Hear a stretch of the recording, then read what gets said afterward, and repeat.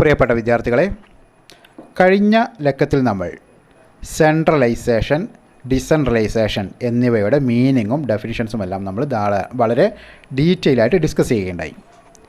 ഇനി അതിന് തുടർച്ചയായിക്കൊണ്ട് ഈ ലക്കത്തിൽ ഇന്ന് നമ്മൾ ഡിസ്കസ് ചെയ്യുന്നത് സാധാരണ പരീക്ഷയ്ക്ക് ചോദിക്കാറുള്ള ഒരു ചോദ്യം, അതായത് ഒരു സ്ഥാപനത്തെ സംബന്ധിച്ചിടത്തോളം സെൻട്രലൈസേഷൻ ആണോ ഡിസെൻട്രലൈസേഷൻ ആണോ ഏറ്റവും അനുയോജ്യം? Centralization or decentralization, which is better to an organization. ഒരു ഓർഗനൈസേഷൻ സംബന്ധിച്ചിടത്തോളം സെൻട്രലൈസേഷൻ ആണോ ഡിസെൻട്രലൈസേഷൻ ആണോ ഏറ്റവും അനുയോജ്യം എന്ന ടോപ്പിക് ഡിസ്കസ് ചെയ്യുന്ന A to Z ജാലകം യൂട്യൂബ് ചാനലിൻ്റെ പുതിയൊരു ലക്കത്തിലേക്ക് എല്ലാ വിദ്യാർത്ഥികൾക്കും സ്വാഗതം.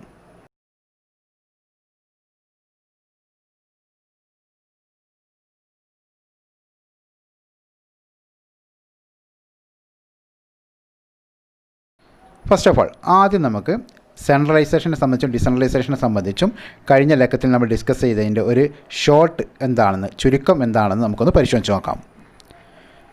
Complete centralization would imply concentration of all decision making function at the top level. അതായത് അധികാര കേന്ദ്രീകരണം, സെൻട്രലൈസേഷൻ എന്നത് പൂർണ്ണമായ സെൻട്രലൈസേഷൻ എന്നോട് ഉദ്ദേശിക്കുന്നത് തീരുമാനമെടുക്കാനുള്ള എല്ലാ അധികാരങ്ങളും, all decision making function and power, തീരുമാനമെടുക്കാനുള്ള എല്ലാ അധികാരങ്ങളും പ്രവർത്തനങ്ങളുമെല്ലാം ടോപ്പ് ലെവലിൽ ഉന്നതതല മാനേജ്മെൻറ്റിൽ കേന്ദ്രീകരിക്കുകയാണെങ്കിൽ, കോൺസെൻട്രേറ്റ് ചെയ്യുകയാണെങ്കിൽ അതാണ് centralization. On the other hand, അതായത് നേരെ തിരിച്ച്, അതായത് മറുവശത്ത് മറ്റൊരു തരത്തിൽ പറഞ്ഞാൽ complete decentralization would imply the delegation of all decision making function to the lower level of management. അതായത് സെൻട്രലൈസേഷൻ വിപരീതമായിക്കൊണ്ട് തീരുമാനമെടുക്കാനുള്ള എല്ലാ അധികാരങ്ങളും ആ തീരുമാനമെടുക്കുന്ന പ്രവർത്തനങ്ങളും കീഴ്ത്തല മാനേജ്മെൻറ്റുകളിലേക്ക് അല്ലെങ്കിൽ സബോർഡിനേറ്റ്സിലേക്ക് നമ്മൾ ഡെലിഗേറ്റ് ചെയ്ത് കൊടുക്കുകയാണെങ്കിൽ, ഏൽപ്പിച്ച് കൊടുക്കുകയാണെങ്കിൽ, വിതരണം ചെയ്ത് കൊടുക്കുകയാണെങ്കിൽ അതിന് പറയുന്ന പേരാണ് ഡിസെൻട്രലൈസേഷൻ. അപ്പോൾ ഡിസിഷൻ മേക്കിംഗ് അതോറിറ്റിയും പവറും ടോപ്പ് ലെവലിൽ കോൺസെൻട്രേറ്റ് ചെയ്യുകയാണെങ്കിൽ അത് സെൻട്രലൈസേഷൻ, അത് ലോവർ ലെവലിലേക്ക് ഡെലിഗേറ്റ് ചെയ്ത് കൊടുക്കുന്നുണ്ടെങ്കിൽ അത് ഡീസെൻട്രലൈസേഷൻ. ഇനി ഈ രണ്ട് ടേംസുമായി ബന്ധപ്പെട്ട് ഹെൻറി ഫയോളിൻ്റെ ഒരു പ്രധാനപ്പെട്ട ഡെഫിനിഷൻ നമുക്ക് നോക്കാം. Everything which goes to increase the importance of subordinates role is decentralization. അതായത് ഒരു സ്ഥാപനത്തിലെ കീഴ് ജീവനക്കാരുടെ, കീഴ്ത്തല മാനേജ്മെൻറ്റുകളുടെ ഇമ്പോർട്ടൻസ്, അവരുടെ പങ്കിൻ്റെ റോള് അത് വർദ്ധിപ്പിക്കാൻ, അതിൻ്റെ പ്രാധാന്യം ഇമ്പ്രൂവ് ചെയ്യുകയാണെങ്കിൽ, വർദ്ധിപ്പിക്കുന്നുണ്ടെങ്കിൽ അതിന് പറയുന്ന പേരാണെന്ത്? ഡിസെൻട്രലൈസേഷൻ, വികേന്ദ്രീകരണം. Then everything that goes to reduce it, reduce the importance of subordinates role.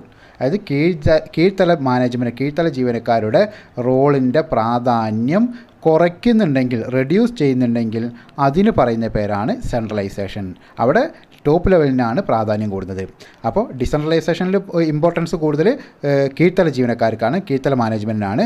സെൻട്രലൈസേഷനിൽ importance കൂടുതൽ ടോപ്പ് ലെവൽ മാനേജ്മെൻറ്റിനാണ് എന്നർത്ഥം.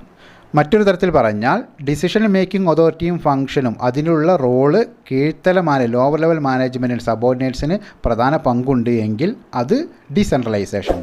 എന്നാൽ ഡിസിഷൻ മേക്കിംഗ് അതോറിറ്റിയുടെ കാര്യത്തിൽ കീഴ്ത്തല മാനേജ്മെൻറ്റിൻ്റെ റോള്, ഇമ്പോർട്ടൻസ് കുറവാണ് എങ്കിൽ, അതിൽ പങ്ക് കൂടുതലും ടോപ്പ് ലെവൽ മാനേജ്മെൻറ്റിനാണ് എങ്കിൽ, ആ അധികാരങ്ങൾ ടോപ്പ് ലെവൽ മാനേജ്മെൻറ്റ് റിസർവ് ചെയ്തിട്ടുണ്ടെങ്കിൽ അതിന് പറയുന്ന പേരാണ് സെൻട്രലൈസേഷൻ.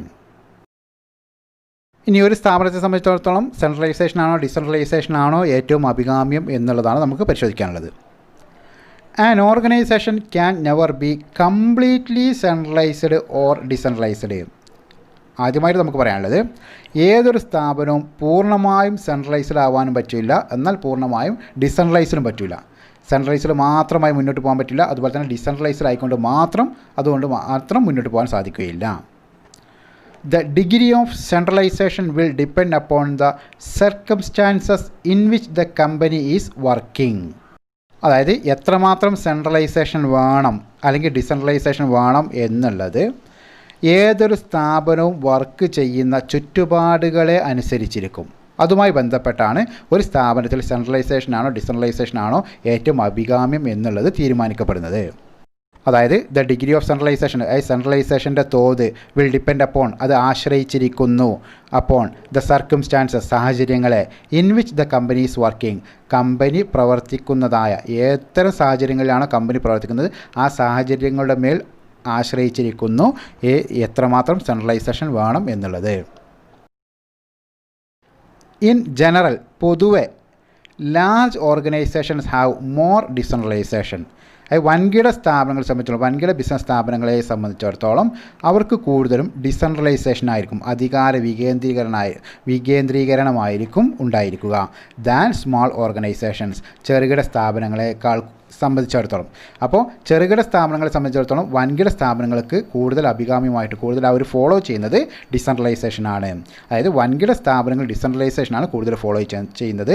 ചെറുകിട സ്ഥാപനങ്ങളിൽ ഏറ്റവും അനുയോജ്യം അല്ലെങ്കിൽ കൂടുതലും ഫോളോ ചെയ്യുന്നത് സെൻട്രലൈസേഷനാണ് എന്നർത്ഥം. അതായത് ചെറുകിട സ്ഥാപനങ്ങളെ സംബന്ധിച്ചിടത്തോളം അതിൽ പ്രവർത്തന മേഖലയും പ്രവർത്തന ഏരിയയും അതുപോലെ സ്പാൻ ഓഫ് മാനേജ്മെൻറ്റ്, അതായത് മാനേജ്മെൻറ്റിൻ്റെ കീഴിൽ വരുന്ന തൊഴിലാളികളുടെ എണ്ണവും എല്ലാം വളരെ കുറവായിരിക്കും, കൺട്രോളബിൾ ആയിരിക്കും. അതുകൊണ്ട് തന്നെ ഡിസിഷൻ മേക്കിംഗ് പവറും ഫംഗ്ഷനും എല്ലാം അവർക്ക് ടോപ്പ് ലെവലിൽ അത് റിസർവ് ചെയ്ത് റീറ്റെയിൻ ചെയ്തുകൊണ്ട് മുന്നോട്ട് പോകാൻ സാധിക്കും. എന്നാൽ വൻകിട സ്ഥാപനങ്ങളെ സംബന്ധിച്ചിടത്തോളം അത് സാധ്യമല്ല. അവിടെ പ്രവർത്തന മേഖലകളും പ്രവർത്തന ഏരിയകളും അതായത് പ്രവർത്തന മണ്ഡലങ്ങളും വളരെ വൈഡായിരിക്കും. അതുകൊണ്ട് തന്നെ എല്ലാ അധികാരങ്ങളും ടോപ്പ് ലെവലിൽ കേന്ദ്രീകരിച്ചുകൊണ്ട് അത് മുന്നോട്ട് പോകാൻ സാധിക്കുകയില്ല. അതുകൊണ്ട് വ്യത്യസ്ത ഡിപ്പാർട്ട്മെൻറ്റുകൾക്കും വ്യത്യസ്ത ഏരിയയിലെ റീജിയണൽ ഡിപ്പാർട്ട്മെൻറ്റുകൾക്കും എല്ലാം അതിൻ്റേതായ അധികാരങ്ങൾ ഏൽപ്പിച്ചു കൊടുത്ത് ഡിസെൻട്രലൈസ് ചെയ്തുകൊണ്ട് മുന്നോട്ട് പോകാൻ സാധിക്കുകയുള്ളൂ എന്നർത്ഥം. ഇൻ ഷോർട്ട്, ചുരുക്കത്തിൽ there is a need for a balance between these co-existing forces. ഏതൊരു സ്ഥാപനത്തിലും ഈ രണ്ട് ഫോഴ്സുകൾക്കിടയിൽ ഒരുമിച്ച് ഉള്ള ഈ രണ്ട് ഫോഴ്സുകൾക്കിടയിൽ അതായത് ഡിസെൻട്രലൈസ്ഡായ അവസ്ഥയും സെൻട്രലൈസ്ഡായ അവസ്ഥയും ഈ രണ്ടിനുമിടയിലുള്ള ഒരു സമതുലിതമായ ഈക്വാളിറ്റിയായ അവസ്ഥയിലൂടെ മാത്രമേ ഒരു സ്ഥാപനത്തിന് മുന്നോട്ട് പോകാൻ പറ്റുള്ളൂ. അതായത് ഒന്നിനെ പൂർണ്ണമായും ഒഴിവാക്കാൻ സാധ്യമല്ല, ഒന്നിനെ പൂർണ്ണമായും ഉൾക്കൊള്ളാൻ സാധ്യമല്ല. ആപേക്ഷികമായിക്കൊണ്ട് സന്ദർഭവും സാഹചര്യവും അനുസരിച്ചുകൊണ്ട് ഇത് രണ്ടും കൂടെ ഒരുമിച്ച് മുന്നോട്ട് കൊണ്ടുപോകാൻ രണ്ടും കൂടെ ഒരുമിച്ച് നടപ്പിലാക്കിക്കൊണ്ട് ഒരു സ്ഥാപനത്തിന് മുന്നോട്ട് നീങ്ങാൻ സാധിക്കുകയുള്ളൂ എന്നർത്ഥം. അതായത് ചില കാര്യങ്ങളിലും ചില മേഖലകളിലുമെല്ലാം സ്ഥാപനത്തിന് ഓർഗനൈസേഷന് സെൻട്രലൈസേഷൻ പോളിസി അഡോപ്റ്റ് ചെയ്യേണ്ടി വരും. എന്നാൽ മറ്റ് ചില മേഖലകളിൽ മറ്റ് ചില കാര്യങ്ങളിൽ തീരുമാനങ്ങളിൽ സ്ഥാപനത്തിന് ഡിസെൻട്രലൈസേഷൻ ഡിസെൻട്രലൈസേഷൻ പോളിസിയും അഡോപ്റ്റ് ചെയ്യേണ്ടി വരും. അപ്പോൾ ചുരുക്കത്തിൽ ഇത് രണ്ടും കൂടെ മിക്സ് ചെയ്ത ഒരു അവസ്ഥയാണ്, ഒരു പോളിസി, ഒരു നയമാണ് ഏതൊരു സ്ഥാപനത്തിനും അനുയോജ്യമായിട്ടുള്ളത് എന്നർത്ഥം. ഓക്കെ, ഇനി ഇതിൻ്റെ തുടർച്ചയായിക്കൊണ്ട് ഓർഗനൈസിങ് എന്ന ചാപ്റ്ററിൽ നമുക്ക് ഡിസ്കസ് ചെയ്യാനുള്ളത് differences between centralisation and decentralisation. സെൻട്രലൈസേഷനും ഡിസെൻട്രലൈസേഷനും തമ്മിലുള്ള വ്യത്യാസങ്ങൾ എന്തൊക്കെയാണെന്നാണ്. ആ ടോപ്പിക്കുമായി നമുക്ക് ഇനി അടുത്ത ലക്കത്തിൽ വീണ്ടും കാണാം. എല്ലാവർക്കും എല്ലാവിധ നന്മകളും വിജയാശംസകളും നേരുന്നു. All the best. Thank you.